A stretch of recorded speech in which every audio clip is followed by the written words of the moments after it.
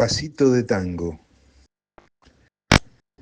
Su esposa partió a París en un vuelo de aerolíneas en enero del 2002. Nunca habría de olvidar la expresión de su cara al voltearse, ya en la manga para embarcar. Cuando regresó por la autopista hacia la ciudad, algo le pesaba en el pecho. Afuera volaban presagios invisibles contra el cielo de fuego. Ella sabía, la prima de su esposa que lo había acompañado al aeropuerto a despedirla, sabía. Después empezaron los días de dolor, de vacío de voces y palabras, de una casa que empezó a quedar grande. Dolor de sentirse abandonado por alguien a quien había empujado, a quien no le había dejado una puerta abierta para el amor.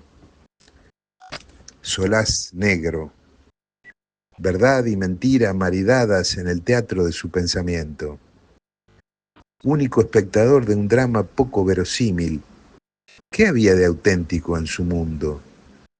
Empujado por las deudas, decidió vender la casa.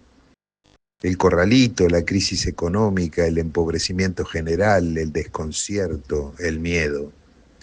Sobraban chivos expiatorios. Sí, pero ¿había hecho lo suficiente? Las ventanas del pasillo no tenían vidrios transparentes. Eran esas antiguas ventanas de antiguas casas, de departamentos, con vidrios esmerilados. Recién reparaba en que las ventanas no miraban hacia afuera. Los desniveles del piso no le habían molestado, al contrario, ahora lo fastidiaban. Las escaleras de madera que se habían quejado siempre empezaban a quejarse ahora. El miedo. Quizás lo único auténtico era el miedo. Uno de esos miedos que llaman angustia, no tanto porque no se sabe a qué, sino por lo angosto que se veía al mirar hacia adelante. Las ventanas del living sí daban al exterior. En la calle, abajo, peleaban con palos y piedras los de uno y otro lado. Antes de la casa tuvo que vender el auto. Todo se fue haciendo más y más angosto.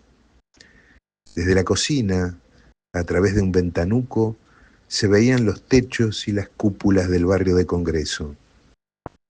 Le gustaba verlas de noche. Eran sombras negras, encerradas en siluetas estrictas, centinelas o penitentes, figuras inmóviles en un escenario mudo que la luna sostenía en lo visible. Tenía cada vez menos trabajo, más cuentas a pagar y ninguna idea de cómo salir de todo eso. Antes de vender el auto y la casa, tuvo que sacrificar a Zeus. Era negro y con el hocico blanco, no muy viejo, pero enfermo de una leucemia incurable. Las plantas del balcón se secaron y también murieron. Un día, antes de entregar el departamento, vio como el nuevo dueño, ignorándolo completamente, analizaba con un arquitecto las reformas que harían. Paseaba su mirada por las paredes y los espejos, robándole lo suyo. Soldado de un ejército extranjero que había ganado y saqueaba su casa. En horas vacantes y colonizada de a poco por la desesperación, no veía salida. Solo podía evadirse al último pasito de tango que había aprendido en la clase con Demián.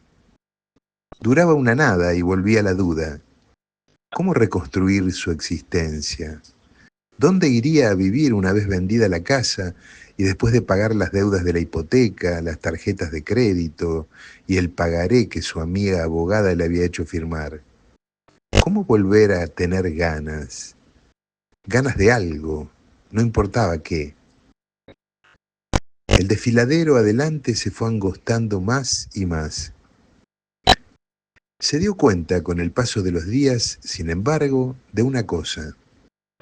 En la estría finísima de luz que quedaba adelante, en lo angosto, algo hacía señas.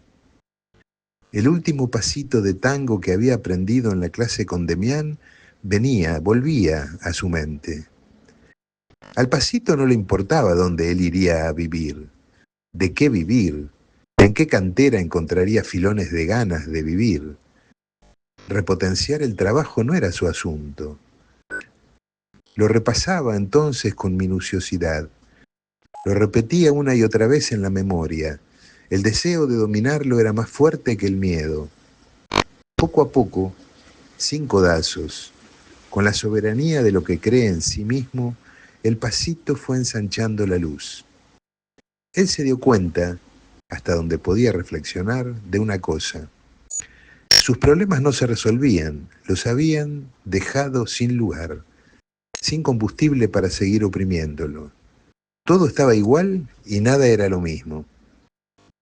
Empezó a vivir de noche, a sacarse la cabeza y ponerse el cuerpo, a bailar, a mirar y escuchar, a pedir que le dieran las palabras que no le daban. Caminaba las madrugadas sobre aguas rumorosas, subterráneas e invisibles. La ciudad se vació de autos y de ruidos y de voces, se transformó en un ágora desierta bañada por la luna. Tenía el pecho trasegado de abrazos y el futuro duraba hasta la noche siguiente, donde lo esperaba otra vez el baile y acontecía el fin y el recomienzo del tiempo. A su alrededor caían escombros y en él subía la pasión ciega. En la alta noche venía el tiempo de la contemplación extasiada. Perplejo de su propia perplejidad, orillaba el sentido hacia donde no existe, afinaba infinitamente el sensorio de su ignorancia. A su lado y con el tiempo, no faltó quien juntara los escombros para reconstruir. Caminando descalzo sobre la nieve, a ciegas o en la bruma, sin melancolía y sin esperanza. Un doble de sí mismo instruido por un ángel discreto, tan discreto que se había despojado de sus manos para que su izquierda no sepa lo que hizo su derecha, lo llevó en hombros. Compró otra vivienda, juntó los jirones de aquí y allá y vistió con ese hábito al monje de la pasión. Creció el trabajo, la mañana, el futuro se hizo más largo y el pasito está siempre ahí, solo que ya no está solo remolcando el gran navío. Su única virtud fue el coraje, darle a la pasión su alimento sin mirar a los costados, hacerse duro consigo mismo y sus costados, hasta que ahí, en los costados, empezaron también a crecer las flores.